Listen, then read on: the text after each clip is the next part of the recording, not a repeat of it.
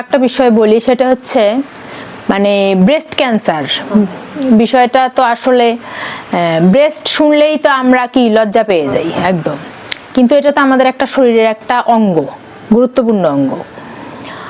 তো আমরা হচ্ছে ব্রেস্ট ক্যান্সার, ব্রেস্টের কোনো সমস্যা দেখা দিলেই আমরা কাউকে বলি না, কাউকে বলা যাবে না, কাউকে আমরা বলতে চাই না।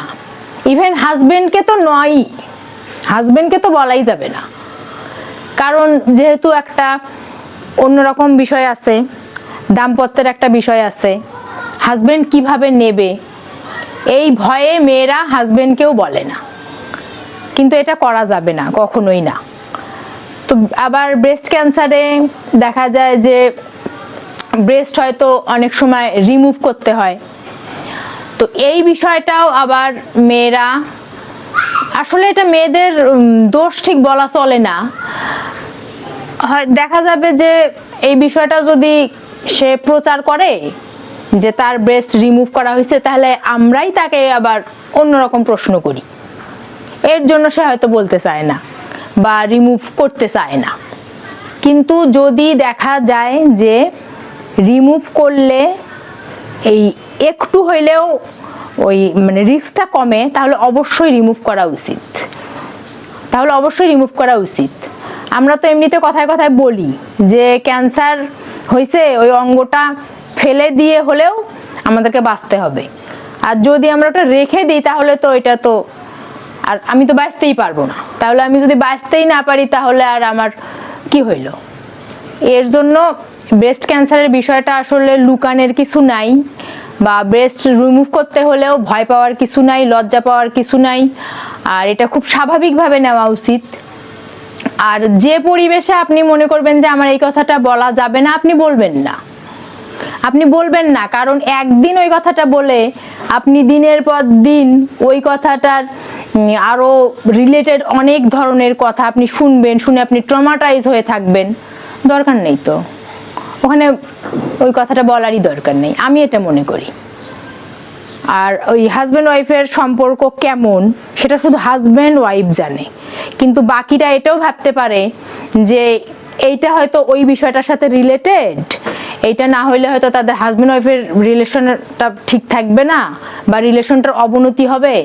কিন্তু এমন মানুষ দুনিয়াতে আছে, এটাই সত্য, যে শুধু ওই মানুষটাকেই ভালোবাসে, তার অন্য কিছুতে আসলে ওইভাবে কিছু যায় আসে না। এমন মানুষ আছে দুনিয়াতে। আর মহাখালীতে আমি ট্রিটমেন্ট নিতে যাই, আমি দেখছি যে শান্তর কথা বললাম না, যে শান্ত 5 ঘন্টা ধরে ওই জানালায় বসেছিল, আমরা হাত পা টিপে দিছি। এটা শুধু শান্ত না, শান্ত হয়তো আমার কাছে মনে হচ্ছে যে হ্যাঁ ও অনেক বেশি, কিন্তু আমি আরো হাজবেন্ডদের দেখছি তারা ওরকম অনেক মানে বয়স্ক মানুষই তো বেশি। আমি দেখছি আমার মতো এজের রোগী কমই ছিল আমি যখন গেছি, কিন্তু আরো দেখছি আরো বয়স্ক মানুষ, তারা ওরকম খাবার খাওয়াচ্ছে, ফল ভেঙে দিচ্ছে, ফলের কোষ খুলে দিচ্ছে, হাত পা টিপে দিচ্ছে, এসে জিজ্ঞেস করতেছে, ছেলে এসে মাকে জিজ্ঞেস করতেছে যে মা তোমার কষ্ট হচ্ছে কিনা, হাজবেন্ড এসে ওয়াইফকে জিজ্ঞেস করতেছে, তারপরে হয়তো বলতেছে হ্যাঁ পা ব্যথা করতেছে, তখন পা টিপে দিচ্ছে। এরকমই দেখে আসছি। তাই আসলে ভালোবাসা আসলে আছে, আমরা হয়তো বুঝি না, বা আমরা নিজের হাজবেন্ড সম্পর্কে বলতে গেলে হয়তো বলি ইস এরকম এরকম ওরকম সেরকম হয়তো বলি, কিন্তু না, আসলেই আছে, অনেক ভালো মানুষ আছে, অনেক ভালো রিলেশনও আছে। পরে মানে প্রায় 1 বছর পরে আমি জানতে পারছি যে আমার, যেহেতু আমার এ পাশে বা পাশে আমার সার্জারি, আমার এখানে অনেক নার্ভ কাটা পড়ছে। এগুলা কাটা পড়ার কারণে আমার হচ্ছে যে ফ্লুইড আসে, ওই ফ্লুইডটা হাতে, আমরা জানি যে পানি হচ্ছে, পানির যেটা ধর্ম সেটা হচ্ছে নিচের দিকে নামা, নিচের দিকে গড়ানো। তো এই হাতের যেটা ঘটনাটা ঘটে সেটা হচ্ছে ফ্লুইডগুলা এদিকে নামে। যদি আমি হাত এভাবে রাখি তাহলে এটা এদিকে নামবে সব সময়, আর এদিকে নামার ফলে কি হবে, আমার হাতটা ফুলে যাবে। আমার হাতটা এখানটা কিন্তু কিছুটা ফুলছে, কিছুটা কিন্তু ফুলছে, অল্প সামান্য, এটা অতটা বোঝা যায় না।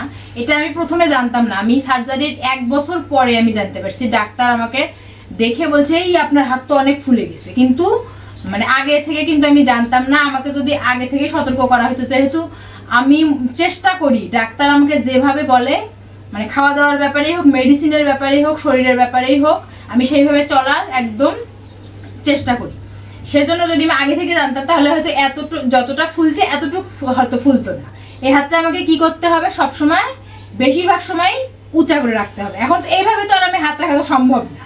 সেজন্য আমি যখনই বসি কোথাও, তাহলে আমি হাতটা এভাবে রাখি বালিশে, ডাক্তারের মানে কথা মতো এইভাবে রাখি। আর রাতে শোয়ার সময় অবশ্যই আমাকে এই হাতটা বালিশের উপরে রাখতে হবে, নিচে করে রাখা যাবে না। আর হ্যাঁ, আমরা যেহেতু মেয়ে, আমাদের অনেক কাজ করতে হয়, ঘরের কাজ হোক বাইরের কাজ হোক, এখন ওয়ার্কিং লেডি যারা, তার তো ঘরে বাইরে দুটোই করতে হয়।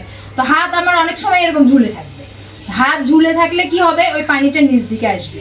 যদি আমার দেখা যায় যে আমি 2-3 ঘন্টা আমার হাত ঝুলায় রাখছি আমার কাজের কারণে, আমার প্রয়োজন পড়ছে, তাই তখন আমাকে অবশ্যই 30-40 মিনিট এরকম করে এটা পানিটা উপর দিকে উঠাই দিতে হবে। আর অনেক মানে বেশিরভাগ সময় চেষ্টা করতে হবে হাতটা উঁচু করে রাখার, ঝুলায় না রাখতে। কিন্তু যখন ঝুলায় রাখতে বাধ্য আমি, তখন ঝুলায় রাখলে আমাকে এটা করতে হবে। আর হাতটা মাথার উপর, যখন আমি শুবো তখন মাথার উপরে এভাবে রাখলে ভালো, আর নইলে বালিশের উপরে রাখতে হবে। আর একটা বিষয়, সেটা হচ্ছে এই হাতে কোনো ভারী কাজ করা যাবে না। কোনো জলের বালতি কেন, জলের মগও আমি এই হাতে নিই না। আমি যখন গোসল করি তখন আমি সবসময়, আমার এটা মাথায় ঢুকে গেছে একদম, আমি যদি একটা কাপড় ধুই তখন আমি এই এক হাত দিয়ে ধুই, এক হাত দিয়ে এইভাবে কেসে এভাবে কাপড় ধুয়ে এভাবে রেখে দিই। তোমরা এখন আমার বাথরুমে গেলে দেখবা আমার জামা, আমি গোসল যে করছি আজকে দুপুরে, জামা ধুয়ে আমি এভাবে রেখে আসছি। আমি কিন্তু এভাবে চিপিনি, কারণ আমি চিপবো না, আমার 2 হাতে এটা করা যাবে না। এটা করলেই কিন্তু আমার কি হবে, আমার হাত ফুলবে। আর হাত ফুলতে এটা এমন অবস্থা হয় ফুলে, আমি মহাখালীতে দেখে মানে আমি অবাক হয়ে গেছি, এক মহিলার হাত ফুলে এইরকম হয়ে গেছে, মানে শুধু পানিটা নেমে আসবে একদম আঙুল পর্যন্ত হাতটা ফুলে যায়। আর একটা কাজ করা যায়, সেটা হচ্ছে হাতের মাপ দিয়ে মোজা বানায় নেওয়া যায়, যে মোজাটা পরে থাকলে তাহলে এই পানিটা নিচের দিকে নামবে।